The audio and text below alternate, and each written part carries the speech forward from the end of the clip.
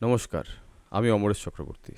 আজ পড়ছি শ্রী শীর্ষেন্দু মুখোপাধ্যায়ের অদ্ভুতুরের খণ্ড ৪। এখনও পর্যন্ত এই গল্পে ভুবন রায়ের ল্যাবরেটরিতে ঘটে যাওয়া নানান মজার কাণ্ড কারখানা আমাদের যেমন মজা দিয়েছে তেমনি অবাকও করেছে। কিন্তু গল্প এবার জমে গেছে। শুরু করছি চতুর্থ খণ্ড। দুলালবাবুর যখন চেতনা ফিরল তখন সকাল হয়েছে। ঘরে পুবের জানলা দিয়ে বেশ খানিকটা রোদ এসে ঘরটা ঝলমল করছে আলোয়। আর সেই আলোয় ভুবন রায় ভূত দেখা চোখে দুলালবাবুর মুখের দিকে চেয়ে কাঠ হয়ে বসে আছেন। দুলালবাবু নিজের পরিস্থিতিটা বুঝতে একটু সময় নিলেন। তিনি প্রথম যে জিনিসটা বুঝতে পারলেন সেটা অতিশয় বিস্ময়কর। বাইরে পাখি ডাকছে। বহুকাল তিনি পাখির ডাক শোনেননি, আরও অনেক কিছু শোনেননি। হঠাৎ পাখির ডাক এত জোরে কানের পর্দায় এসে লাগছিল যে তিনি দু কানে আঙুল দিয়ে উঠে বসলেন। তারপর ভুবনবাবুর দিকে চেয়ে বললেন, বড্ড বেশি আওয়াজ করছে না পাখিগুলো? ভুবন রায় এমন কাঠ হয়ে বসে আছেন যে তাকে তার স্ট্যাচু বলে মনে হচ্ছিল। দুলালবাবুর কথায় হ্যাঁ না কিছুই করলেন না, তবে খানিকটা হাঁ করে যেমন চেয়েছিলেন তেমনই চেয়ে রইলেন। দুলালবাবু দুটো কান দুই আঙুলে কিছুক্ষণ খোঁচাখুচি করে নিয়ে বললেন, বেশ খিদেও হচ্ছে মশাই, পেট রীতিমতো চোঁ চোঁ করছে। কে যেন পিছন থেকে অত্যন্ত বিস্মিত গলায় বলে উঠল, খিদে? আপনার আবার খিদে পাচ্ছে? দুলালবাবু ঘাটটা ঘুরিয়ে দেখলেন দরজার কাছে আরও দুটো প্রস্তর মূর্তি, একজন রামলাল, অন্যজন নন্দলাল।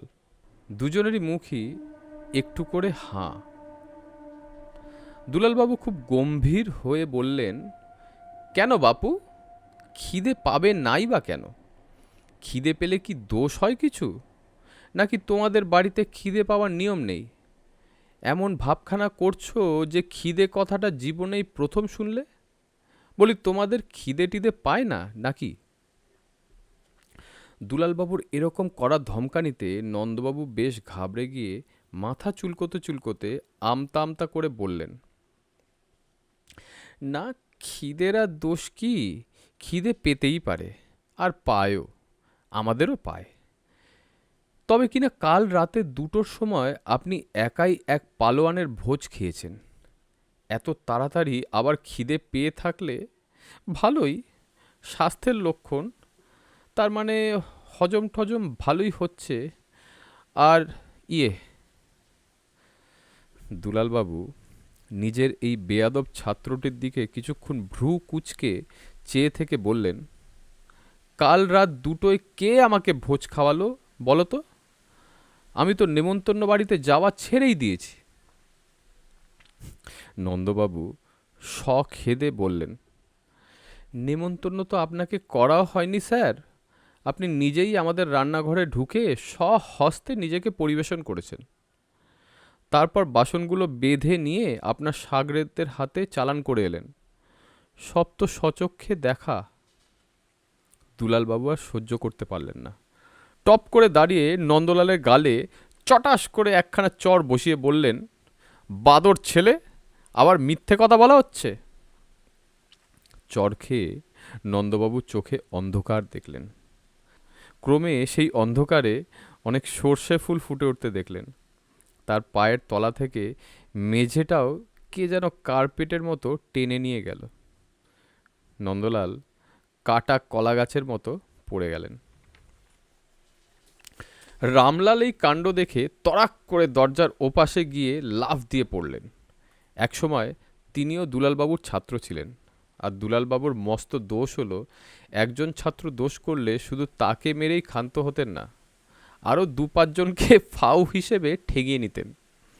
সেই কথা রামবাবুর খুব মনে আছে। ভুবনবাবু নীরবে দৃশ্যটা দেখলেন। কয়েক সেকেন্ড হাঁ হুঁ কিচ্ছু করলেন না, তবে হাঁ করে যেমন চেয়েছিলেন তেমনই চেয়ে রইলেন দুলালবাবুর দিকে। দুলালবাবু তার দিকে চেয়ে বললেন, বেয়াদবটার কথা শুনলেন? আমি নাকি রাত 2টোয়? ভুবনবাবু একটা মস্ত দীর্ঘশ্বাস ফেলে হাঁ বন্ধ করলেন। তারপর দুলালবাবুর দিকে চেয়ে বললেন, বলবান লোক আমি পছন্দই করি দুলালবাবু। আপনার গায়ে যে যথেষ্ট জোর হয়েছে এতে আমি খুবই খুশি, কিন্তু সত্যকে চাপা দেওয়ার জন্য গায়ের জোর খাটানোটা বোধহয় ভালো কাজ নয়। দুলালবাবু মাথা চুলকোতে লাগলেন। বললেন, আপনার মতো মান্যগণ্য লোককে কি করে বলবো, কিন্তু কথাটা তো ডাহা মিথ্যে।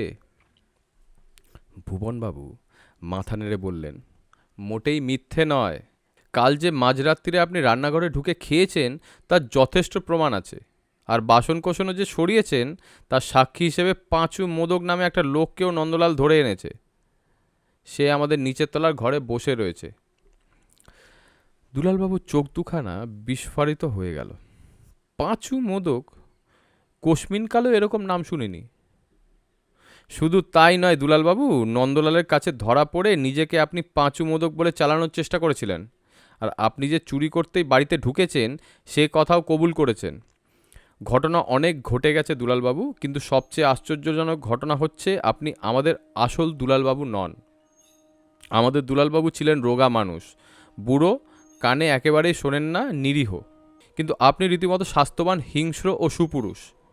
সুতরাং আমি জানতে চাই আপনি লোকটা কে, আর আমাদের আসল দুলালবাবুই বা কোথায় গেলেন। আমার ঘোরতর সন্দেহ হচ্ছে আসল দুলালবাবুকে আপনি গুম করেছেন, খুনও করে থাকতে পারেন। দুলালবাবু এত অবাক হলেন যে মুখ দিয়ে বাক্য সরল না।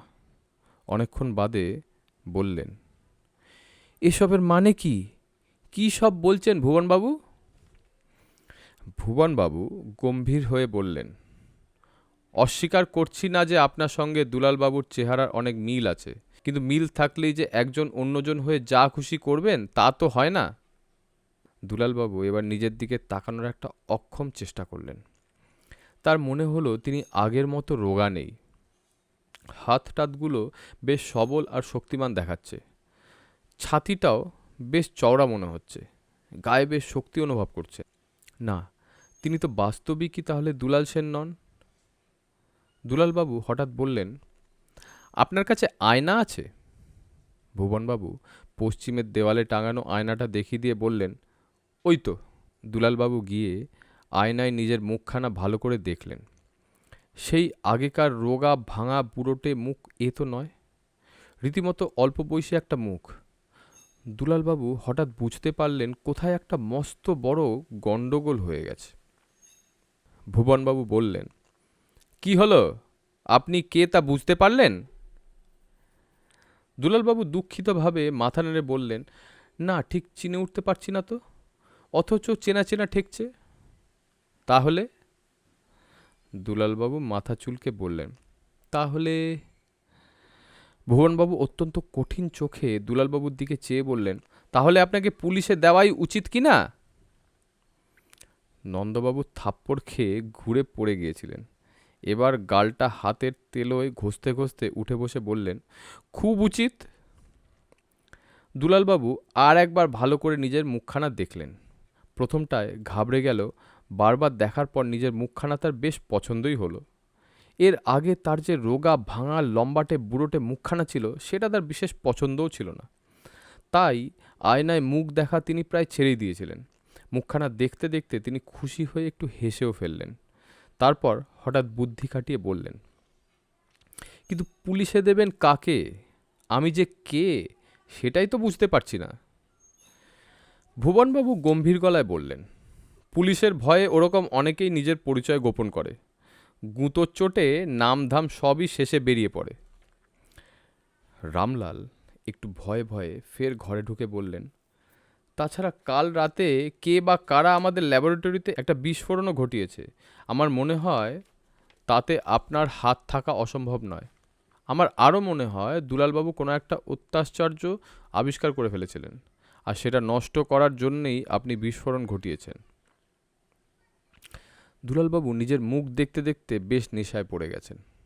বাহ, ভারী ভালো দেখতে লাগছে তো মুখখানা, আর শরীরটাও তেমন শক্তপোক্ত দেখাচ্ছে।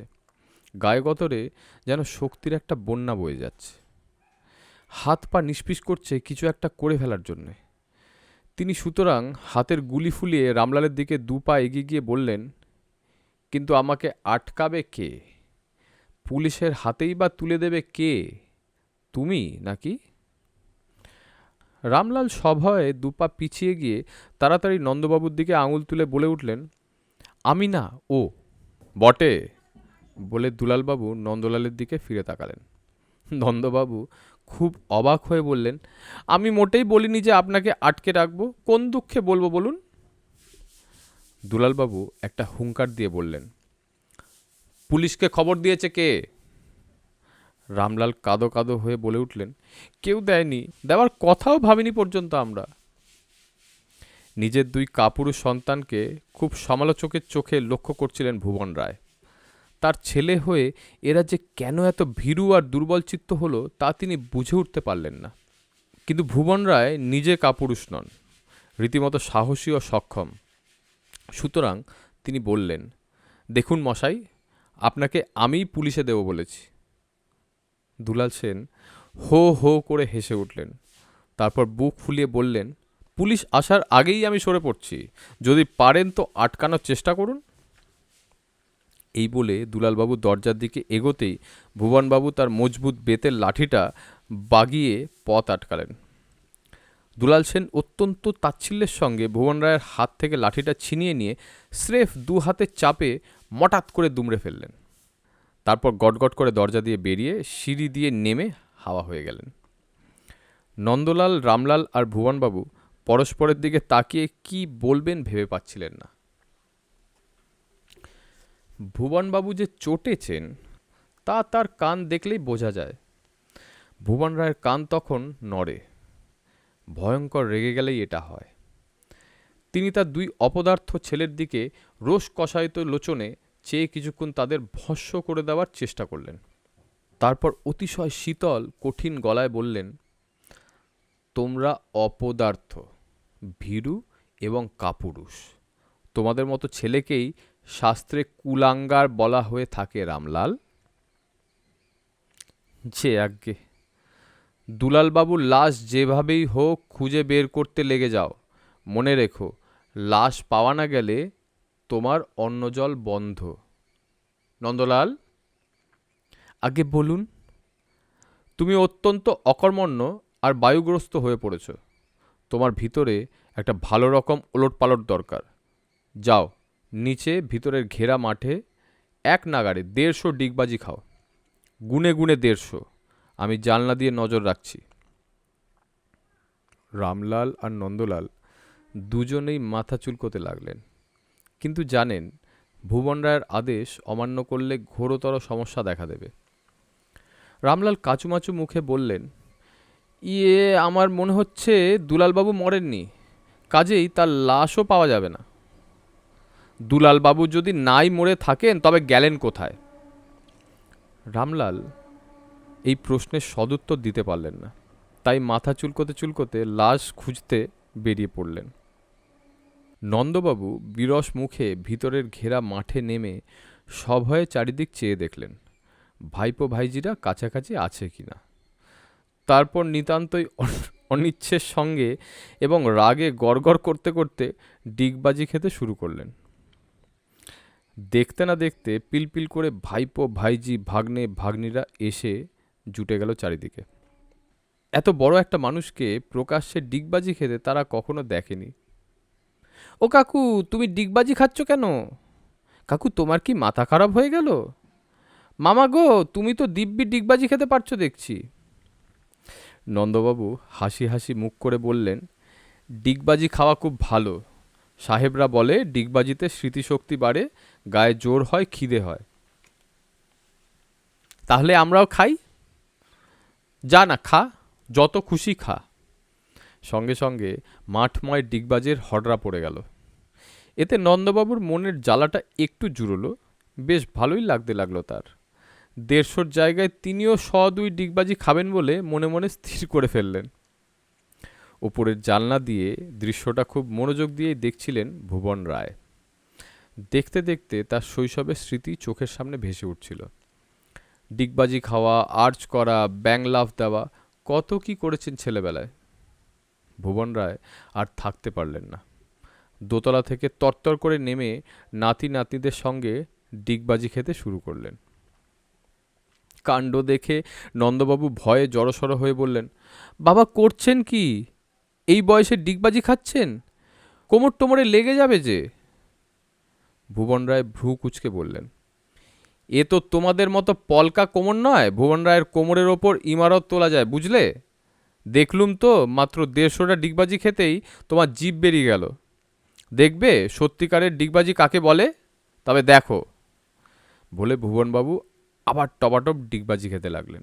এমন সময় ওপর থেকে একজন দাসী এসে বলল, কর্তাবাবু, আপনার মা আপনাকে আর ডিগবাজি খেতে মানা করে দিয়েছেন। ভুবনবাবু মাকে ভক্তিও করেন, ভয়ও খান, সুতরাং ক্ষান্ত দিলেন। নাতি নাতনিরা ভুবনবাবুকে ভয়ঙ্কর ভয় পায়। তার ডিগবাজি দেখে সবাই হকচকিয়ে গিয়েছিল। ভুবনবাবু চলে যাওয়ার পর ফের সবাই হল্লা শুরু করে দিল। একটা ঝোপের আড়াল থেকে রামলাল সন্তর্পণে ভূতকে ডাকলেন, ভূত, ও ভূত, শুনে যা বাবা। ভূত একটু অবাক হয়ে এগিয়ে গেল। কি বলছেন? একটু এদিকে আয়, তোর সঙ্গে একটা গোপন কথা আছে। রামলাল ভূতকে নিয়ে ল্যাবরেটরিতে ঢুকে দরজাটা বন্ধ করে দিয়ে একগাল হাসলেন। তুই বেশ ভালো ছেলে। ভূত এই প্রশংসা বাক্যে খুবই অবাক হলো, কারণ রামলাল বিজ্ঞানের লোক বলে ভূতকে মোটেই পছন্দ করেন না। ভূতকে যে পরী নিয়ে গিয়েছিল বা ভূত যে অনেক সময় অনেক অশৈলী কথা বলে ফেলে, তাকে তিনি বুজরুকি বলেই মনে করেন। আর ভূত এইসব কারণে রামলালের চক্ষুশূল। কাজেই আজ এই সমাদর দেখে ভূত মনে মনে প্রমাদ গুনল। রামলাল ওপরের দিকে চেয়ে খানিকক্ষণ গলা চুলকোলেন, তারপর বললেন, বুঝলি ভূত, আমাদের দুলালবাবু এই ঘরেই রাতে কোনো এক সময়, মানে কি যে হয়েছিল তা আমি ঠিক জানি না, তবে সকাল থেকে তাকে খুঁজে পাওয়া যাচ্ছে না, বুঝলি? ভূত চোখ গোল করে বলল, ভালো করে খুঁজে দেখেছেন? রামলাল মাথা নেড়ে বললেন, না, খুঁজে এখনো দেখিনি অবশ্য, তবে দেখে লাভও নেই। বলছিলাম কি ভূত, তোর তো সব ইয়ে টিয়ে আছে শুনতে পাই, ওই কি যেন বলে। ভূত মাথাটা নিচু করে বলল, আমার কি আছে? রামলাল খুব আমতা আমতা করে বললেন, আরে আমি হলাম তো বিজ্ঞানের লোক, বুঝলি, আমি ওসব বিশ্বাস টিশ্বাস করি না। ভূত খুব বিনয়ের সঙ্গে বলল, বিশ্বাস করার দরকার কি? রামলাল গলাটা কষে আবার চুলকে নিয়ে বললেন, না মানে বিশ্বাস না করলেও বলছিলাম কি, বিজ্ঞানের বাইরেও তো কত জিনিস আছে, আমরা আর কতটুকুর খবর রাখি বল। ভূত মাথা নেড়ে বলল, বিজ্ঞানের বাইরে আবার কি থাকবে? রামলাল ভূতর ঘাড়ে হাত রেখে মিষ্টি করে একটু হেসে বললেন, আরে বলছিলাম কি, যদি দুলালবাবুর একটা হদিস তোর ওই পরীরা দিতে পারে তবে বড় ভালো হতো। ভূত অবাক হয়ে বলল, দুলালবাবুর জন্য পরীদের ডাকাটাকি করে কি হবে? আমরাই সবাই মিলে খুঁজে ধরে নিয়ে আসছি। রামলাল কাঁদো কাঁদো হয়ে বললেন, তাহলে খুব ভালো হয় রে বাবা, জ্যান্ত বা মরা যে কোনো অবস্থাতেই তাকে খুঁজে পাওয়াটা খুব দরকার, বুঝলি, নইলে আমাকে কাঠ উপোস করে থাকতে হবে। ডিগবাজি খেয়ে ভুবন রায়ের মনটা বেশ প্রফুল্ল হয়ে উঠল। তিনি ভাবলেন, পাঁচু মোদক যদিও চোর এবং অনধিকার অনুপ্রবেশকারী, তবু অতিথি তো, একটু খোঁজখবর নেওয়া দরকার।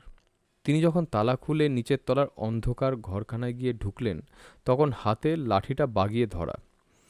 ট্যান্ডাই ম্যান্ডাই করলে বা পালাতে চেষ্টা করলে কাজে লাগবে। ঘরে ঢুকে দেখলেন পাঁচু মোদক মেজের ওপর শুয়ে ভোঁস ভোঁস করে ঘুমোচ্ছে। তবে সারা পেয়ে উঠে বসল। পালানোর কোনো চেষ্টাই করল না। প্রকাণ্ড হাই তুলে আড়মোড়া ভেঙে তাচ্ছিলের সঙ্গে বলল, সারা রাত বিস্তর ধকল গেছে মশাই, কাঁচা ঘুমটা কি না ভাঙালেই চলতো না? ভুবন রায়ের সঙ্গে এরকমভাবে কেউ কথা বলে না, কাজেই তিনি একটু দমে গিয়ে বললেন, তোমাকে তো ঘুমানোর জন্য ধরে রাখা হয়নি। পাঁচুমোদক ফুহ শব্দ করে গা থেকে ধুলো ঝাড়তে ঝাড়তে বলল, ধরে তো রেখেছেন কচু, জানলার 3টে শিক নড়বড় করছে, পশ্চিমের দেওয়ালটা এক জায়গায় নোনা ধরে ঝুরঝুরে হয়ে আছে। পাঁচুকে ধরে রাখা অত সহজ নয় মশাই, ইচ্ছে করলেই পালাতে পারত। শুধু পাগলা বাবুটির খবর না নিয়ে যেতে ইচ্ছা করলো না বলেই এখনো আছি। বটে। পাঁচু মাথা নেড়ে বলল, তা বাবু, এটা কি ভিকিরির বাড়ি নাকি হাড়কেপ্পনের আড্ডা? কেন বলো তো? আরে সকাল থেকে দাঁতের দানাটা কাটিনি, কেউ একটু খবরও নিল না মশাই। এটা কি রকম ব্যবহার আপনাদের? ভুবন রায় এবার লজ্জিত হলেন। চোর ছ্যাচোর যাই হোক, একটু তদারক করা দরকার ছিল। ভুবন রায় বললেন, কিছু মনে করো না বাপু, ঝামেলায় একটু দেরি হয়ে গেছে, বসো, জল খাবারের ব্যবস্থা হচ্ছে। পাঁচু গম্ভীর গলায় বলল, একটু মোটা ব্যবস্থাই করবেন, গরিবের খিদে একটু বেশি কি না? ভুবন রায় কাজের লোকদের ডাকাডাকি করলেন। জল খাবারের হুকুম হলো এবং একটু বাদে 6খানা গরম রুটি আর আলু কপির তরকারি সাজিয়ে দেওয়া হলো পাঁচুর সামনে। পাঁচু ঠাঁ ঠাঁ করে হেসে বলল, 6খানা? 6খানা? ওরে বাবা, হাসতে হাসতে যে মরে যাব। এ যে আমার চেয়েও গরিব লোকের বাড়ি। ভুবন রায় উত্তেজিত হয়ে বললেন, এটা কি মামার বাড়ি নাকি হে বেয়াদব? ওই 6খানার বেশি 1খানাও আর নয়। বেশি খাওয়া আমি একদম পছন্দ করি না। পাঁচু আর দ্বিরুক্তি না করে খাওয়া শুরু করে দিল। বলল, একটু চা পাবো তো কর্তাবাবু? বেশ বড় 1 গ্লাস। চায়ের অভ্যেস অবশ্য আমার নেই, দুধই খাই। তা আপনাদের মতো কেপ্পনের বাড়িতে তো আর দুধের আশা নেই, চা দিয়েই চালাতে হবে। তবে একটু যেন বেশি করে দুধ দিয়ে করে, দেখবেন যেন। খাওয়া শেষ করার পর চায়ের গ্লাসটি হাতে নিয়ে পাঁচু খুব ভাবুকের মতো ভুবনবাবুর দিকে চাইল। ভুবনবাবু আগাগোড়া তার হাবভাব তীক্ষ্ণ নজরে দেখে নিচ্ছিলেন। লোকটাকে তার খুব উঁচু দরের ঘোরেল বলে মনে হচ্ছিল। অমায়িক কিন্তু সাংঘাতিক ধূর্ত। ভুবনবাবু গলা খাকারি দিয়ে তৈরি হলেন। বললেন, দেখো বাপু, তুমি অত্যন্ত পাজি লোক, তোমার ব্যবস্থা পরে হবে, কিন্তু তোমার সাগরেদটির পরিচয় আমাদের আগে দরকার। পাঁচু একটু গম্ভীর হয়ে বলল, বললে প্রত্যয় হবে না, কিন্তু আমার সাগরেদ টাগরেদ নেই। আগে 2-4 জনকে সাগরেদ করে খুব শিক্ষা হয়েছে কিনা, শিখিয়ে পড়িয়ে যে মানুষ করলাম, অমনি যে যার নিজের পথ দেখল। তারপর মশাই সেই সাগরেদদের সঙ্গেই পাল্লা টানতে হলো। একবার তো গোপেশ্বর ঘটকের ঠাকুর দালানে সে দিয়েছি, অমনি সন্ডা দারোয়ানটা মহা শোরগোল তুলল। তখন করি কি, তাড়াতাড়ি কুম্ভক করে একেবারে ব্যাঙের মতো চ্যাপ্টা হয়ে বিগ্রহের সিংহাসনের তলায় ঢুকে পড়লাম। মশাই কি বলবো, বেড়ালেরও যেখানে সেদোবার জায়গা নেই সেখানে ঘাপটি মারতে গিয়ে দেখি আরেক মক্কেলও সেখানে কুম্ভক হয়ে পড়ে আছে। কার এত ক্ষমতা দেখতে গিয়ে কি দেখলুম জানেন? আমারই এক সাগরেদ। বড় ঘেন্না হলো মশাই জীবনটার উপর। একবার তো ঠিক করেই ফেললুম যে এ ব্যবসা আর নয়, কিন্তু নেশাটা এমন যে। তাহলে লোকটি কে? পাঁচু চা শেষ করে একটা ঢেকুর তুলে বলল, মিষ্টিটা বড্ড কম দিয়েছেন আর দুধটাও বড্ড টান টান। এ চা কি ভদ্রলোকে খেতে পারে? আমাদের চা হবে একবারে গুড়ে গড়গড়ে, দুধের স্বর ভাসবে আর চা হবে বেশ ঘন, তবেই তো চা। ভুবনবাবু ধৈর্য ধরে অপেক্ষা করলেন, তারপর বললেন, এবার আসল কথা এসো বাপু, বাবুটি কে? আগে তা তো আপনাদেরই জানবার কথা। আপনাদের গোয়াল ঘরে ভুল করে ঢুকে পড়ে ভারী কেলেঙ্কারিতে পড়ে গিয়েছিলাম, সেইখানে বাবুটিও পড়েছিলেন। ঘরে কেমন যেন বিদঘুটে একটা গন্ধ আর ধোঁয়াটে ভাব। হঠাৎ গা ঝাড়া দিয়ে উঠে আমাকে এমন ধরলেন যে প্রাণ যায় যায় আর কি। দেখলুম বাবুটি বোকাশোকা ভালো মন্দ গোছের, গোবর গণেশই বলা যায়, ছিটিয়ালো বটে, কিন্তু মানুষটি বেশ ভদ্র। নিজের নামই তার মনে নেই। আমার বড় কম ধকল যায়নি মশাই বাবুটিকে নিয়ে। তার একটা নাম দিতে হলো, কাজ টাজও শেখাতে হলো, তারপর তো সবই জানেন। তাহলে বাবুটিকে তুমি চেনো না? পাঁচু মাথা পাঁচু মাথা চুলকে বলল, একেবারে চিনি না বলাটা কি ঠিক হবে? মুখখানা চেনাই বটে, তবে নাম ধাম জানি না। আমার আবার বড়লোকদের সঙ্গে কারবার, গরিব গুরবোদের তত্ত্ব খুব বেশি জানা নেই। বাবুটি বোধহয় মাস্টারি টাস্টারি কিছু একটা করতেন। ভুবনবাবু গম্ভীর হয়ে বললেন, ভিজে বেড়াল। যাকগে, প্রশ্ন হলো সেই মাস্টারমশাই গেলেন কোথায়? তাকে তো খুঁজে পাওয়া যাচ্ছে না। এদিকে আর একটা লোক কোথা থেকে এসে উদয় হয়েছিল, রীতিমতো গুন্ডা প্রকৃতির। লোকটা পালিয়ে গেছে। এই 2 নম্বর লোকটা কে? আগে আমি 2 নম্বরদের কথা কিছু জানি না।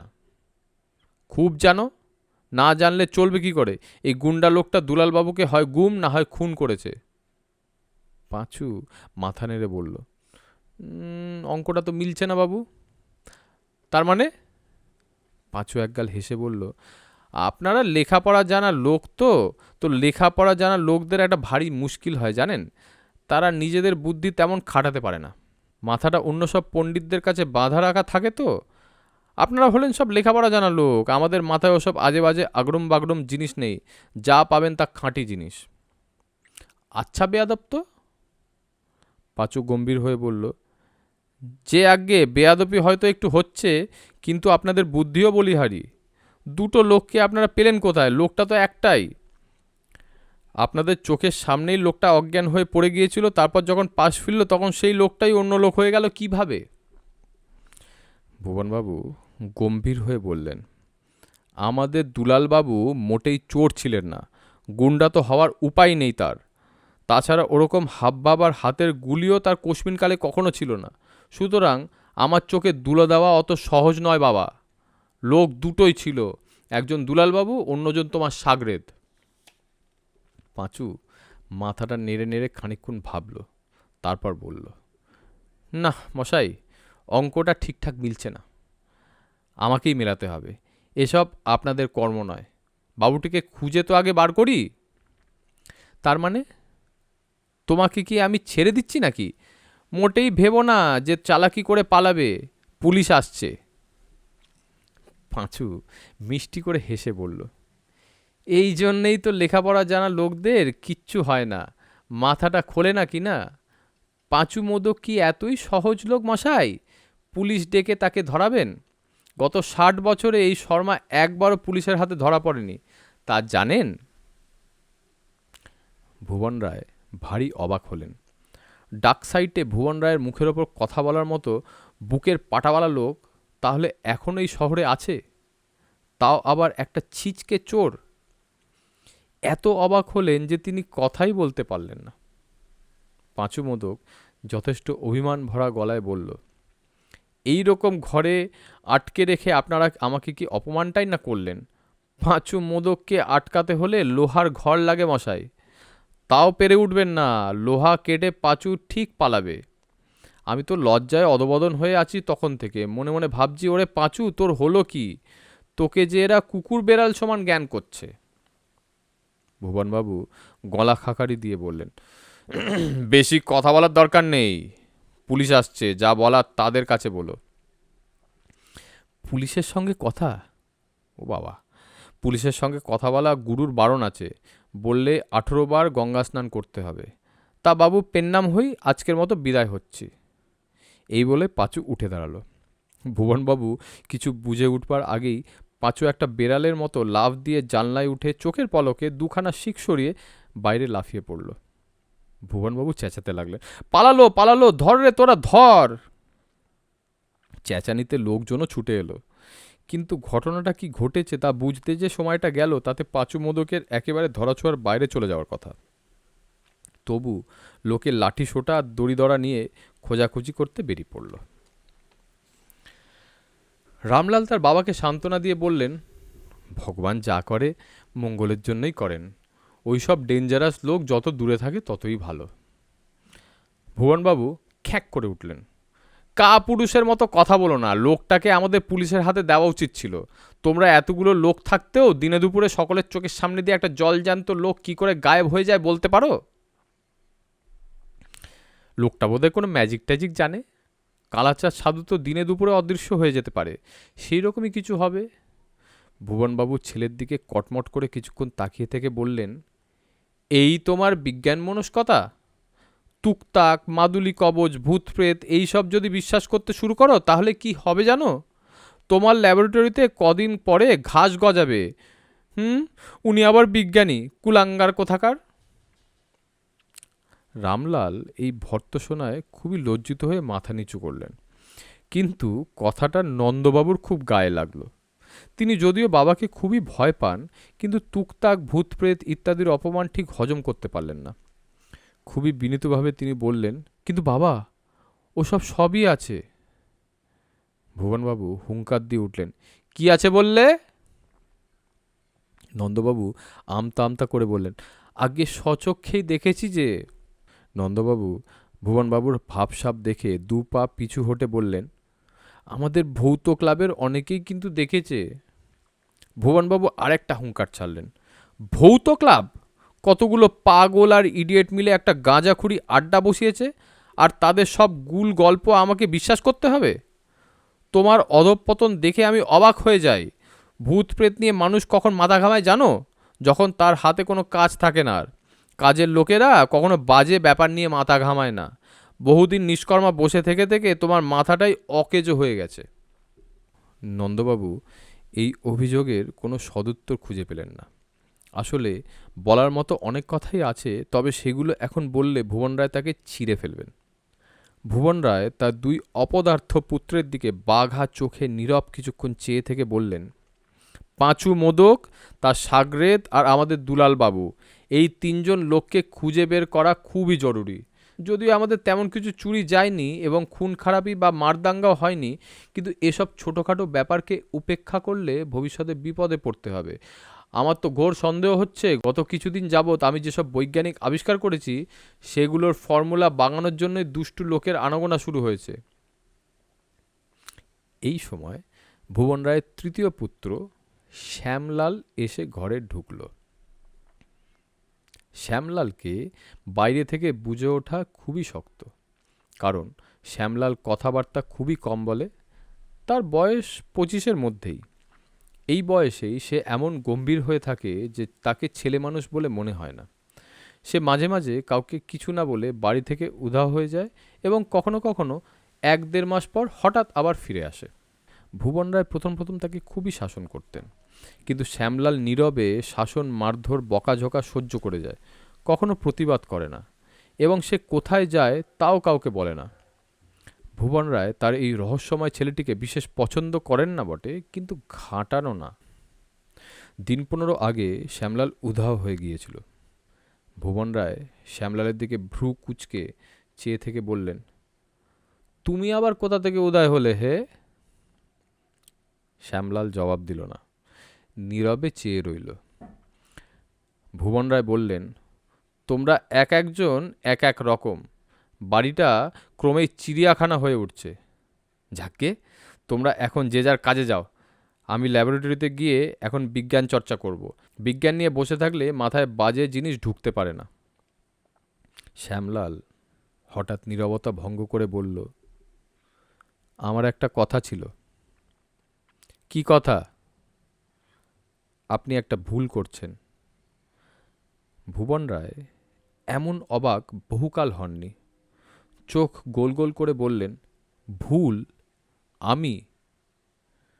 আজ্ঞে হ্যাঁ। আপনি বলছেন কাল রাতে আমাদের বাড়িতে 2 জন চোর ঢুকেছিল, কিন্তু কথাটা ঠিক নয়। তার মানে? চোর একজনই ঢুকেছিল, সে পাঁচু মোদক। দ্বিতীয় লোকটা দুলালবাবু। আপনি দুলালবাবুকে চিনতেও পেরেছিলেন, কিন্তু তবু কেন কে জানে তাকে ফের অন্য একটা লোক বলে ধরে নিচ্ছেন। ভুবন রায় খুবই অবাক হয়ে বললেন, রাতের বেলা তাকে আমি দুলালবাবু বলে ভুল করেছিলাম ঠিকই, কিন্তু সকালের আলোয় দেখলাম লোকটার বয়স অনেক কম, দিব্যি তাগড়া চেহারা আর হাবভাবও অন্যরকম। ঠিকই দেখেছেন, আমাদের রোগা ভোগা দুলালবাবুরই এটা অন্য চেহারা। বলো কি? তুমি কি বলতে চাও যে দুলালবাবু নিজের চেহারা পাল্টে ফেলতে পারেন? এই বিজ্ঞানের যুগে কি ওসব বুজরুকি চলে? শ্যামলাল মাথা নেড়ে বলল, আমি বিজ্ঞানের বিষয়ে কিছু জানি না, তবে বিজ্ঞানও নানান রকম ভেলকি দেখাতে পারে। লোকটা যে দুলালবাবুই তাতে কোনো সন্দেহ নেই। তুমি কি করে বুঝলে? আমি নিজের চোখে ব্যাপারটা দেখেছি। কি দেখেছ? আপনি তো জানেন যে আমি 15 দিন আগে নিরুদ্দেশ হয়ে যাই। কাল অনেক রাতে আমি ফিরে এসেছি, কিন্তু এসে প্রথমে বাড়ির মধ্যে না ঢুকে ল্যাবরেটরির দিকে যাই, কারণ ল্যাবরেটরিতে একটা অদ্ভুত আলো দেখা যাচ্ছিল। বটে? আগে হ্যাঁ, শুধু আলোই নয়, ল্যাবরেটরি থেকে একটা রঙিন ধোঁয়াও বেরোচ্ছিল। আমি গিয়ে কাচের সার্সি দিয়ে উঁকি মেরে দেখি দুলালবাবু মেজের ওপর পড়ে আছেন। আমি চট করে ঢুকতে ভরসা পাইনি, ভয় হচ্ছিল। ওই গ্যাসটা বোধহয় বিষাক্ত। তাই কিছুক্ষণ অপেক্ষা করে আমি ল্যাবরেটরিতে ঢুকে দুলালবাবুকে পরীক্ষা করে দেখলাম উনি মারা যাননি। তবে নাড়ির গতি বেশ বেশি ছিল। মাঝে মাঝে কেমন যেন কেঁপে কেঁপে উঠছিলেন। ভুবনবাবু এবার ব্যগ্র হয়ে বললেন, তারপর? তারপর এক অত্যাশ্চর্য ঘটনা দেখলাম। আমার চোখের সামনে দুলালবাবুর চেহারার মধ্যে একটা পরিবর্তন ফুটে উঠতে লাগলো। কী রকম পরিবর্তন? প্রথমে দেখলাম দুলালবাবুর মুখের চামড়ায় যেসব ভাঁজ টাচ ছিল সেগুলো মিলিয়ে গিয়ে চামড়াটা বেশ টান টান হয়ে উঠছে। রোগা শরীরটার মাসেলগুলো যেন ঠেলে উঠতে চাইছে, আর বয়সটা যেন বেশ কমে যাচ্ছে। বলো কি? আগে যা বলছি সব সত্যি, নিজের চোখে দেখা। তখন তুমি কি করলে? প্রথমে ভুতুড়ে কাণ্ড ভেবে একটু ভড়কে গিয়েছিলাম, তারপর মনে পড়ল ল্যাবরেটরিতে আমি একটা আলো আর ধোঁয়া দেখেছি, তাই উঠে গিয়ে টেবিলের ওপরটা ভালো করে দেখলাম। কিছু পেলে? আগে হ্যাঁ, মনে হলো একটা ছোটোখাটো বিস্ফোরণের মতো কিছু ঘটে গেছে। একটা টেস্ট টিউবের মধ্যে একটা জিনিস দেখে খুবই অবাক হলাম। সেটা থেকে তখনও একটা বিকিরণ বেরিয়ে আসছিল। অবশ্য দেখতে দেখতেই সেটা মিলিয়ে গেল। তবু আমি টেবিলের ওপর রাখা ভাঙা শিশিগুলো পরীক্ষা করে দেখলাম।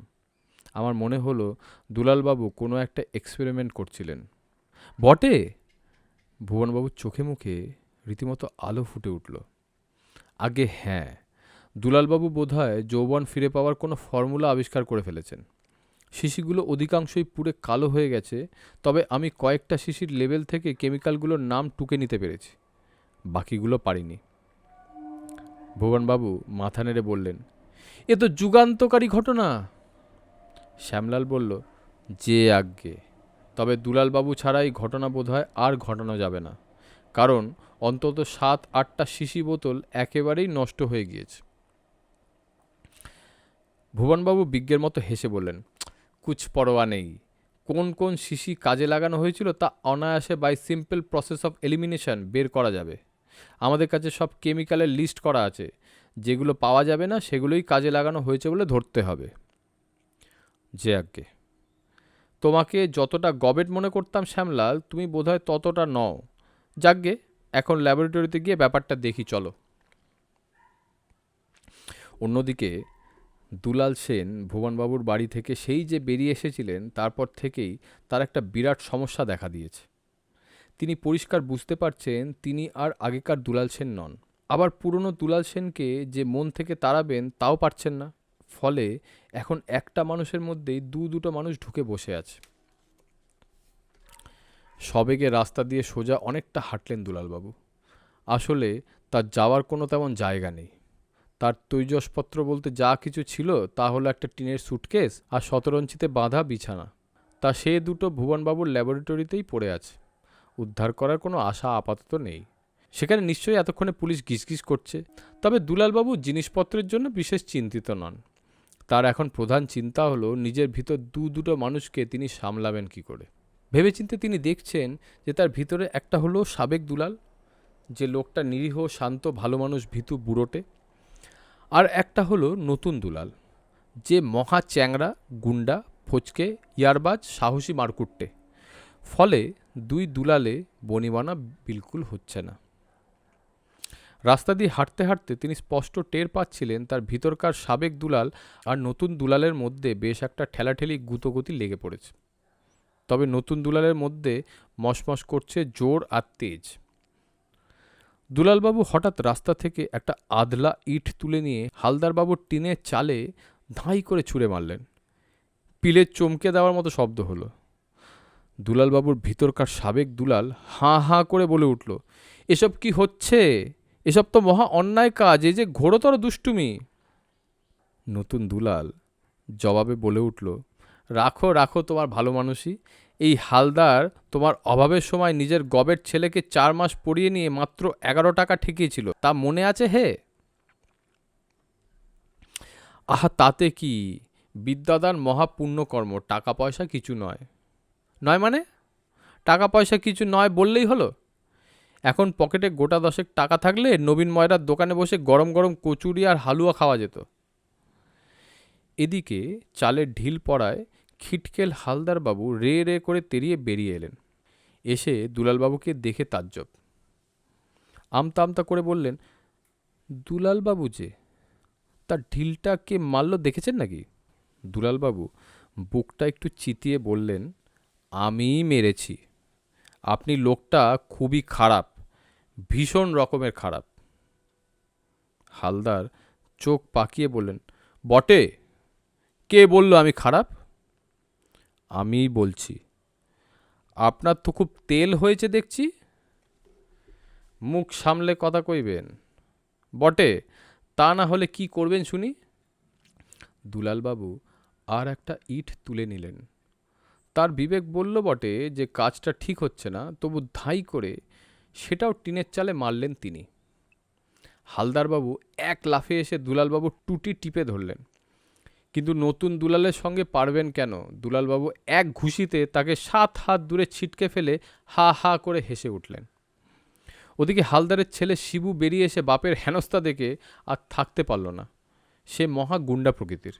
ছুটে এসে সে দুলালবাবুকে জাপটে ধরে বলল, স্যার, আপনাকে আমি মারবো না, শত হলেও মাস্টারমশাই তো, কিন্তু পুলিশের হাতে তুলে দেব। দুলালবাবু ফের অট্টহাসিতে ফেটে পড়ে শিবুকে স্রেফ বেড়াল ছানার মতো তুলে দূরে ছুঁড়ে ফেলে দিলেন। এই কাণ্ড দেখে চারদিক থেকে লোকজন ছুটে আসতে লাগলো। দুলালবাবু আর দাঁড়ালেন না, তাড়াতাড়ি অন্য রাস্তায় ঢুকে ছুটতে ছুটতে ভিনপাড়ায় চলে এলেন। তার বেশ ফুর্তি লাগছিল। না, এতদিনে বেঁচে থাকাটাকে প্রথম উপভোগ করা যাচ্ছে। এই পাড়াতে ফটিকবাবুর বাস। ফটিকবাবুর সঙ্গে একসময় খুব দহরম মহরম ছিল। সেই সময় একদিন ফটিক তার কাছ থেকে 10টা টাকা ধার নিয়েছিল। এতকাল ঘটনাটা খেয়াল ছিল না দুলালবাবুর। এখন স্মৃতিশক্তি প্রখর হয়ে ওঠায় মনে পড়ে গেল। তিনি সোজা গিয়ে ফটিকের দরজায় কড়া নাড়তে নাড়তে হেরে গলায় ডাকলেন, ফটিক, এই ফটিক। ফটিকবাবু ঘুম থেকে উঠলেও ভালো করে ঘুমের রেশ কাটিয়ে উঠতে পারেননি। গতকাল রাতে ভূতের খোঁজে মহানন্দ কাপালিকের ডেরায় রাত 3টে অবধি ধর্না দিয়ে বসেছিলেন। ভূত দেখতে পাননি, তাই মেজাজটাও খিচড়ে রয়েছে। তার শালা খুব ঠেস দিয়ে কথা বলছে আজকাল। বাজিটা একরকম হেরেই গেছেন বলা যায়। দুলাল সেনকে দেখে তিনি বিশেষ আহ্লাদিত হলেন না। হাই তুলে বললেন, দুলালদা যে, এত সকালে কি মনে করে? বছর 5 আগে তুমি 10টা টাকা ধার নিয়ে আর শোধ দাওনি। আমি এখন গরম কচুরি খেতে যাচ্ছি, বড্ড খিদে পেয়েছে, 10টা টাকা দাও তো। ফটিকবাবু একটু কৃপণ লোক, চোখ কপালে তুলে বললেন, 10টা টাকা ধার? এসব কি বলছো দুলালদা? আমার তো কিছুই মনে নেই। চপ! দুলাল সেন একটা পেল্লায় ধমক দিয়ে বললেন, তোমার মনে না থাকলেও আমার আছে, টাকাটা দাও শিগগির। ফটিকবাবু কেমন যেন স্তম্ভিত হয়ে খানিকক্ষণ দুলালবাবুর দিকে চেয়ে রইলেন। তারপর বললেন, হুম, তুমি তো দুলালবাবু নও হে চাঁদু। আমাদের দুলাল সেন রোগা ভোগা মাস্টার মানুষ, তার এত তেজ নেই। তোমাকে দেখতে খানিকটা ওরকম হলেও সে তো নও। দুলালবাবুর এই ভয়টাই ছিল। তার চেহারায় দুলালবাবুর আদল থাকলেও একটা মস্ত পরিবর্তনও যে ঘটে গেছে তা তিনিও বেশ টের পাচ্ছিলেন। কিন্তু তা বলে তো হাত পা গুটিয়ে বসে থাকা যায় না। ন্যায়মাত্রা বলহীনেন লভ্য। তার ওপর প্রচণ্ড খিদেও পেয়েছে, ভেজর ভেজর করলে তো চলবে না। দুলালবাবু তাই গম্ভীর হয়ে বললেন, সোজা আঙুলে যে ঘি উঠবে না তা আমি আগেই জানতুম হে। আমি মুখ চোরা লাজুক মানুষ বলে তোমরা খুব জো পেয়ে গেছো না? এবার শটে 60 আমি আর সেই সাবেক দুলাল নই, টাকাটা ছাড়বে কিনা? ফটিকবাবু হঠাৎ বাঁচাও বাঁচাও, ডাকাত ডাকাত বলে বিকট চেঁচাতে লাগলেন। দুলালবাবু খপ করে ফটিকবাবুর মুখটা চেপে ধরে অন্য হাতে পটাং করে একটা চর কষালেন তার গালে। ফটিকবাবু চোখে অন্ধকার দেখে বসে পড়লেন। দুলাল সেন ঘরে ঢুকে বালিশের পাশে রাখা ফটিকবাবুর মানিব্যাগ থেকে 10টা টাকা নিয়ে বেরিয়ে এলেন। ফটিকবাবুর উদ্দেশ্যে বললেন, 10টা টাকাই নিলাম, এই দেখে রাখো। সুদ ধরলে 5 বছর আরও গোটা 5 টাকা বেশি হয়, কিন্তু আমি সুদখোর নই বলে শুধু আসলটাই নিয়ে যাচ্ছি। আর কোনো দিকে দৃকপাত না করে দুলালবাবু শটান গিয়ে ময়রার দোকানে হাজির হলেন। গরম কচুরির গন্ধে জায়গাটা মাত হয়ে আছে। দুলালবাবু বাঁচখাই গলায় হুকুম দিলেন, 10টা কচুরি আর 1 পোয়া হালুয়া। নবীন ময়রা দুলালবাবুকে চেনে। নিতান্তই পেটরোগা গো বেচারা মানুষ। জীবনে কেউ তাকে দোকানে বসে কুপথ্য করতে দেখেননি। তার ওপরে মানুষটার হাবভাবও যেন কেমন কেমন। কচুরি কটা স্রেফ 2 মিনিটে উড়িয়ে এবং হালুয়া 1 মিনিটে নাস্বাদ করে দুলালবাবু উঠে আড়মোড়া ভেঙে বললেন, না, এসব হালকা পলকা জিনিসে কি পেট ভরে? নবীন ময়রার হঠাৎ দয়া হলো। বলল, মাস্টারমশাই, আপনি যে কচুরি ভালোবাসেন তা তো জানতাম না। আচ্ছা, আপনি বসুন, পেট ভরে যা খুশি খান, আজ আপনাকে দাম দিতে হবে না। আপনার চেষ্টাতেই না গবের ছেলে রেমো পাশ করতে পেরেছিল। ওরে মাস্টারমশাইকে আরও দে রে। দুলালবাবু ফের বসে গেলেন এবং তারপর যা খেতে লাগলেন সে একটা দৃশ্যই বটে। স্বয়ং নবীন আর তার কর্মচারীরা দুলালবাবুর খাওয়া দেখে এমন বিহ্বল হয়ে গেল যে কাকে এসে জিলিপি তুলে নিয়ে গেল, বেড়াল এসে দুধ খেয়ে যেতে লাগলো, কড়াইতে কচুরি পুড়ে ঝামা হয়ে গেল। নবীন ময়রা 2 হাত জোর করে কপালে ঠেকিয়ে বললেন, সাক্ষাৎ বৃকদরের দেখা পেলাম আজ। চক্ষু সার্থক, ময়রা জন্ম সার্থক। ওরে মাস্টারমশাইকে আরও দে রে, হা করে দেখছিস কি? তা দুলালবাবুর তাতে আপত্তি হলো না। 1 ঝুড়ি কচুরি আর 1 বারকোশ হালুয়া খেয়ে ডজন চারেক জিলিপি আর 1.5 টাক রাবড়ি চালিয়ে দিলেন ভেতরে। তারপর ঠেলে ওঠা পেটটার ওপর একটু তেড়ে কেটে তাক বাজিয়ে নিয়ে বললেন, না, এতেই দুপুর পর্যন্ত চলে যাবে। খেয়ে দিয়ে মনটা বেশ প্রসন্ন লাগলো দুলালবাবুর। হাসি মুখেই বেরিয়ে পড়লেন। শরীরটা চনমন করছে একটা কিছু করার জন্যে। দৌড়তে ইচ্ছা করছে, লাফাতে ইচ্ছা করছে, ছুটতে ইচ্ছা করছে। দুলালবাবু খানিক দূর হেঁটে যেতেই দেখতে পেলেন বিএন ক্লাবের মাঠে খুব জম্পেশ করে ক্রিকেট খেলা হচ্ছে। বিএন মানে বিবেকানন্দ ক্লাব। এই অঞ্চলে বিবেকানন্দ ক্লাবের খুব নামডাক। তারা জেলায় শ্রেষ্ঠ ক্রিকেট টিম। বাঘা বাঘা সব বোলার আর ব্যাটসম্যান খেলে। বাঘা সেন আর বিক্রম সিংহ 2 সাংঘাতিক ফাস্ট বোলার। তেজেশ বাগ আর সূর্যজিৎ পালাধি বিখ্যাত ব্যাটসম্যান। তারাই সব খেলছে।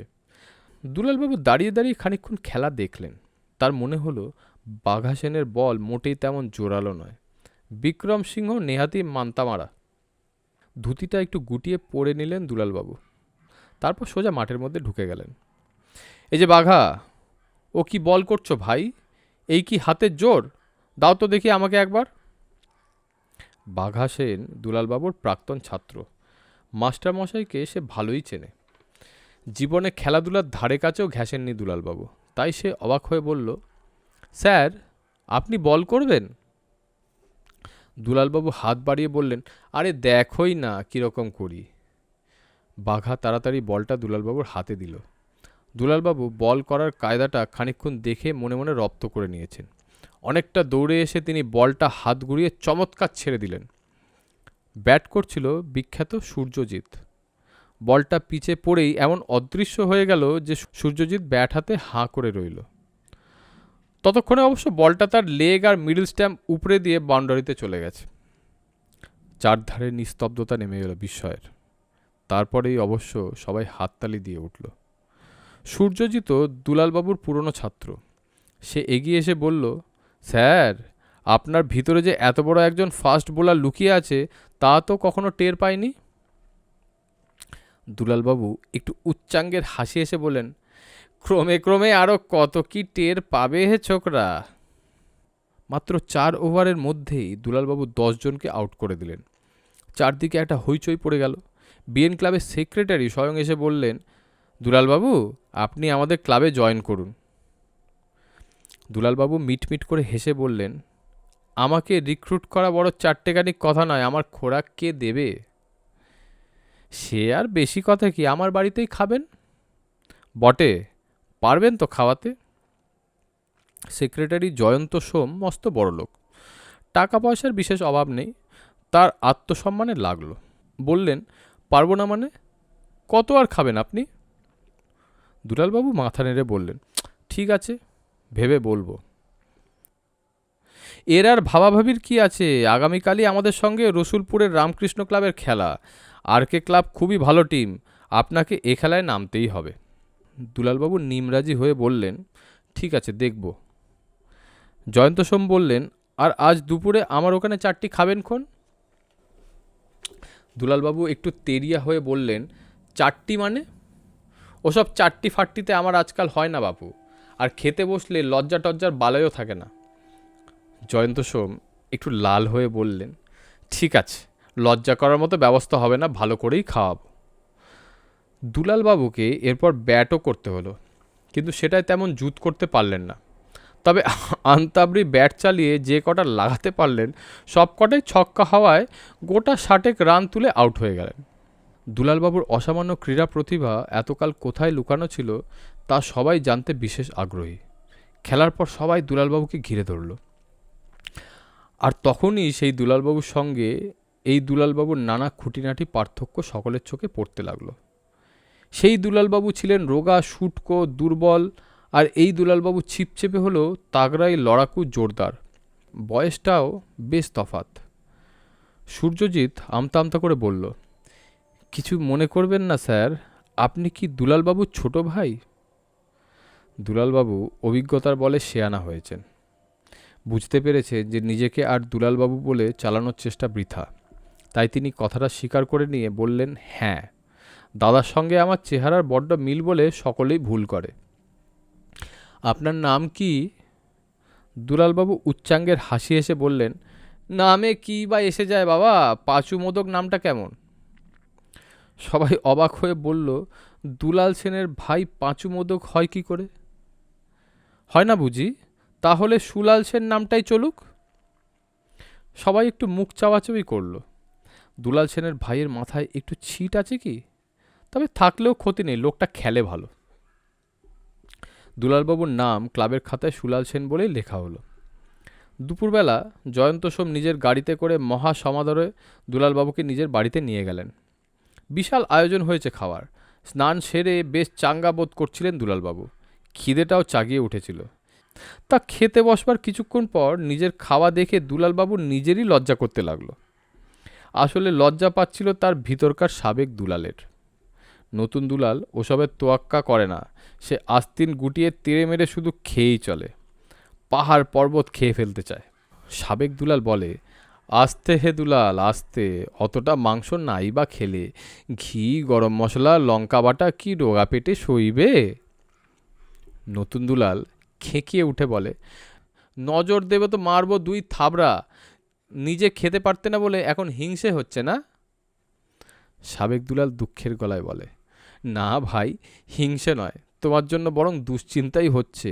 ওই যে 7খানা কই মাছ ওড়ানোর পর ফের মাছ চাইলে তোমার লজ্জা করলো না? ভদ্রলোকেরা কি অত খায়? আর গেরস্তের দিকটাও তো ভাবতে হবে, তাদের তো কম পড়ে যেতে পারে ভাই।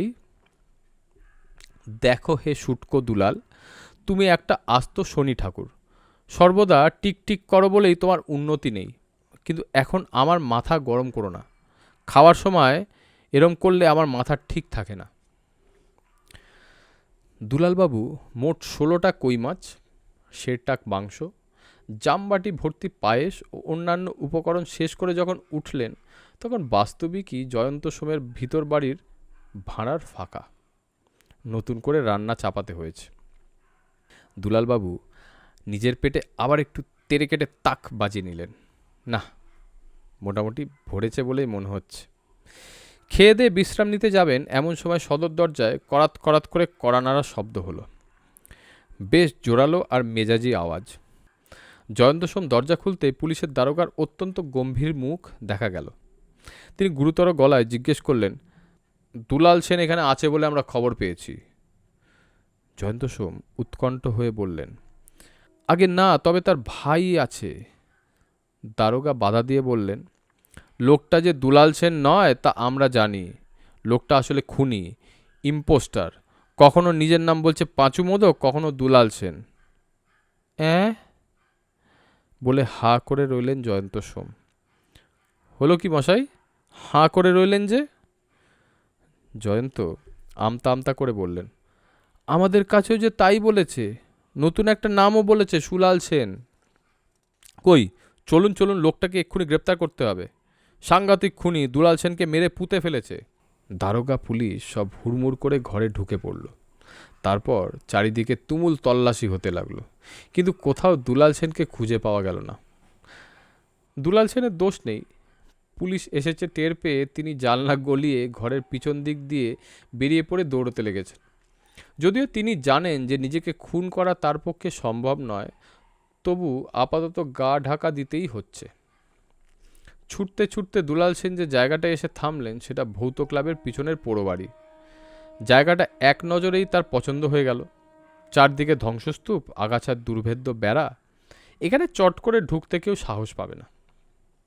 দুলালবাবু গুড়ি মেরে কাটা ঝোপের জঙ্গলে ঢুকে পড়লেন। হামাগুড়ি দিয়ে গিয়ে পড়লেন একটা দেওয়ালের কানায়। তারপর 5 ফুট নিচে লাফ দিয়ে নেমে একটা ঢিপি পেরোলেন, আর গলি ঘুচি এবং ভুলভুলাইয়া পার হয়ে ভিতরে ঢুকে বেশ একটা পরিষ্কার পরিচ্ছন্ন ঘরে এসে ঢুকলেন। ঘরখানা দেখে খুবই অবাক হলেন। এমন একখানা পুরো এবং ভাঙা বাড়ির মধ্যে এই ঘরখানা যেন হাসছে। দিব্যি ঘর, রোজ ঝাটফাট হয় বলেও মনে হচ্ছে। একধারে একখানা তক্তপোষ, তার উপরে শতরঞ্চি আর চাদর পাতা, একখানা বালিশ আর ভাঁজ করা কম্বল, আর আছে জলের কুজো। ঘরের কোণে একটা কুলুঙ্গিতে কিছু অদ্ভুত ধরনের যন্ত্রপাতি। ঘুরে ঘুরে সবটাই দেখে নিলেন দুলালবাবু। এ ঘরে নিশ্চয়ই কেউ থাকে। যে থাকে থাকুক, আসল কথা হচ্ছে লোকটা এখন নেই, সুতরাং তার বিছানাটা দখল করতে কোনো আপত্তি ওঠার কথাও নয়। দুলালবাবুর মধ্যাহ্ন ভোজন ভালোই হয়েছে, এখন চোখ বুজে বিশ্রাম করা দরকার। পুলিশ তাকে এই পোড়োবাড়ির ভেতরে খুঁজতে আসবে না, এ বিষয়ে তিনি নিশ্চিন্ত। তো দুলালবাবু বিছানায় শুয়ে গায়ে কম্বলটা টেনে নিলেন। তারপর চোখ বুজে কাল রাত থেকে আজকের এই অবধি ঘটনাটা ভাবতে লাগলেন। সাবেক দুলাল আর নতুন দুলালের মধ্যে খটাখটিটা এখনও চলছে। সাবেক দুলাল বলছে, না হে, না বলে কয়ে অন্যের বিছানাটা দখল করা ঠিক কাজ হলো না। নতুন দুলাল নাক সিটকে বলল, তাহলে মেঝেতে পড়ে থাকাই বোধহয় তোমার মতে ভালো কাজ ছিল নাকি? দেখো দুলাল, তোমার বড্ড বার হয়েছে, অতি বার ভালো নয় জানো তো। তোমার মতো শুটকো দুর্বল লোকেরাই যত নীতিবাগীশ হয়, বুঝেছ? ভীতুদের তো নীতি সম্বল, যার জোর আছে সে ওসব পরোয়া করে না। দুলালবাবু ঠ্যাং নাচাতে নাচাতে ঝগড়াটা অনুধাবন আর উপভোগ করছিলেন। বেশ লাগছে। একটু বাদেই দুলালবাবুর বেশ নিদ্রাবেশ হলো। তিনি ঘুমিয়ে পড়লেন। হ্যাপা তো কিছু কম যায়নি। ঘুম ভাঙল একটা প্রবল দীর্ঘশ্বাসের শব্দে। চেয়ে দেখলেন সামনে নরহরি দাঁড়িয়ে। মুখে সেই বিগলিত হাসি নেই, একটু শুকনোও দেখাচ্ছে। এই যে নরহরি, পেন নাম হই পাঁচুবাবু, তা খবর টবর সব ভালো তো নরহরি? পাঁচু মোদক ওরফে নরহরি বলল, সকলের খবর কি একসঙ্গে ভালো হতে পারে পাঁচুবাবু? কথায় বলে কারো পৌষ মাস কারো সর্বনাশ। তা বটে, তবে তোমার কোনটা? আগে আমার সাড়ে সর্বনাশ। তার মানে? আপনার জন্য কাল রাত থেকে কি হয়রানিটাই না গেল। জীবনে যা কখনো হয়নি তা আজ হয়ে গেল। আমি চোর দায়ে গেরস্ত বাড়িতে ধরা পড়েছিলুম, লজ্জায় তো আর মুখ দেখানোর জোর নেই বাবু। তারা খুনের দায়ে ফেলবেন না চুরির দায়ে তা ঠিক করতে পারছিলেন না। বটে, ভারী মজা তো। মজা আপনার, আমার নয়। ওই হলো, আমার মজা হলেই তোমার বা হতে বাধা কি? আছে, বাধা আছে। আপনার হাসি হাসি মুখ আর চকচকে চেহারা দেখে মালুম হচ্ছে বেশ সাটিয়ে খেয়েছেন। তা বলতে পারো। সাটনটা আজ মন্দ হয়নি, সকাল থেকে বেশ ভালোই হচ্ছে। বাজে কথা বলবেন না পাঁচুবাবু, সকাল থেকে নয়, রাত থেকেই আপনার সাটানটা ভালোই চলছে। রাতের কথাটা মনে ছিল না, কিন্তু খাওয়ার খোটা দিচ্ছ কেন বলো তো? না হয় খোরাকটা একটু বেড়েছেই। আগে খোরাক তো আমারও বড় কম নয়, কিন্তু আজ সারাদিনে কি জুটেছে জানেন? রায়বাড়িতে 6খানা রুটি, মাত্র 6খানা। তাহলে তো খুবই অসুবিধে তোমার। আজ্ঞে, তার উপর চারদিকে পুলিশ ঘুরে বেড়াচ্ছে আপনাকে আর আপনার লাশকে খুঁজতে, সঙ্গে আমাকেও। তাহলেই বুঝুন সর্বনাশ আর কাকে বলে। মেলা চোরাগোপ্তা পথ আর গলি ঘুজি জঙ্গল পাঙ্গাল ডিঙিয়ে নিজের ডেরায় এসে দেখছি, কি দেখছি না, পাঁচুবাবু বুড়িটি ভাসিয়ে আমার বিছানা দখল করে পড়ে ঘুমোচ্ছেন। বুঝুন তাহলে, পৌষ মাস ছাড়া একে আর কি বলা যায়? দুলালবাবু ভ্রু একটু কুঁচকে বললেন, ওহে শোনো, তোমাকে আমার আর পাঁচু নামে ডাকতে হবে না, নিজের নামটা আমার মনে পড়ে গেছে। পাঁচু মুখটা বিকৃত করে বলল, তবে আর কি, কৃতার্থ করেছেন, এবার নাম বিক্রির টাকাটাও বোধহয় ফেরত চাইবেন। দুলালবাবু আমায়িক হেসে বললেন, পুরোটা দিতে হবে না, 1 টাকা নামের ভাড়া বাবদ কেটে 4 টাকা দিলেই হয়। এক রাত্রিরের ভাড়া হিসেবে 1 টাকাটা কিছু কম নয়, কি বলো? চাইছেন তাহলে? হ্যাঁ চাইছি, আজকাল আমার বড্ড কথায় কথায় খিদে পায় কি না। পাঁচু মুখখানা গোমরা করে ট্যাগ থেকে 5টা টাকা বের করে বলল, এই নিন, পুরোটাই ফেরত দিচ্ছি, ভাড়া লাগবে না। দয়া করে যদি বিছানাটা ছাড়েন তাহলে উপসী শরীরটাকে একটু জিরেন দিতে পারি। দুলালবাবু তাড়াতাড়ি উঠে বললেন, আহা শো হে শো, আমার যথেষ্ট ঘুম হয়েছে। দুলালবাবু উঠে পড়লেন। শরীরটা বেশ ঝরঝরে লাগছে, মনেও বেশ ফুর্তি। গুনগুন করে গান ভাজতে ভাজতে ঘরেই পায়চারি করতে লাগলেন। তারপর বললেন, আচ্ছা নরহরি? আবার নরহরি কেন, নামটা তো ফেরত দিলেন। তা বটে। আচ্ছা পাঁচু, বলুন দুলালবাবু, এসব কি হচ্ছে বলো তো? কোন সব? এই যে যা সব হচ্ছে, এ কি ভালো হচ্ছে? পাঁচু একটা দীর্ঘশ্বাস ফেলে বলল, আপনার পক্ষে তো বেশ ভালোই হচ্ছে দেখছি মশাই। তবে সকলের ভালো তো একসঙ্গে হতে পারে না। ভগবান মানুষটাই এমনই, একজনের পিঠে যখন হাত বোলান তখন আরেকজনকে তার চিমটি না কাটলেই নয়। আপনার যেমন ভালো হচ্ছে, ওদিকে তেমনি আমার হেনস্থা। ফলে রাতে ওই মোটে কয়েকখানা বাসন তাও রায়মশাই কেড়ে করে নিয়ে নিলেন। তারপর সারাদিন উপসী পেটে ছোটাছুটি করে দম একেবারে শেষ। তা হোক, আপনার তো ভালো হচ্ছে। দুলালবাবু মাথা নেড়ে বললেন, ভালো হচ্ছে বলে আমার তো মনে হচ্ছে না। এত ভালো ভালো নয়। আজ 2টো লোককে এমন ঢিট করলুম যে বাবারে মারে বলে চিৎপাত হয়ে পড়ে গেল। জীবনে আমি কখনো কারোর সঙ্গে গায়ের জোরে পেরে উঠিনি, তাহলে জোরটা এলো কোত্থেকে? তারপর খাওয়া, আমি যা খাই তার 20 গুণেরও বেশি খেয়ে ফেলছি, অথচ পেটে খিদেটা কেমন যেন খামচি মেরে রয়েই যাচ্ছে। এই দেখো, বলতে বলতেই আবার খিদে পেয়ে গেল। না হে পাঁচু, এত ভালো ভালো নয়। পাঁচু চোখ বুজে পড়েছিল, স্থিমিত গলায় বলল, আপনার ভাবসাব আমারও ভালো ঠেকছে না। রাত্রিবেলা চুরি শেখালুম, একটি পয়সাও গুরুদক্ষিণা বলে ঠেকালেন না, চুরির মাল ফেরত দিতে হলো। না, আমার সময়টাই খারাপ পড়েছে। দুলালবাবু পায়চারি করতে করতে বললেন, আমার খুব মারপিট দুষ্টুমি করতে ইচ্ছে হচ্ছে বুঝলে, লাফাতে ইচ্ছা করছে, কি করি বলো তো? পাঁচু জুলজুল করে দুলালবাবুর দিকে চেয়ে থেকে বলল, ওরে বাবা, তাহলে তো চিন্তার কথা মশাই। দুলালবাবু বললেন, চলো দুজনে মিলে একটা কিছু করে আসি। পাঁচু সভয়ে বলল, কি করতে চান? একটা হই হট্টগোল পাকিয়ে দিয়ে আসি শহরে, চলো চলো। আগে আমার বয়স যে 70 পেরিয়েছে, তাতে কি, বসে থেকে থেকে এই যে যাত্রা শেষ হয়ে গেল। ওঠো, একটা হুটোপাটি করে আসি গিয়ে, চলো। অদ্ভুতের 4র্থ খণ্ড এখানেই শেষ। কথা মতন আগামী সপ্তাহে আবার নিয়ে আসবো অদ্ভুতের সিরিজের 5ম খণ্ড। নমস্কার।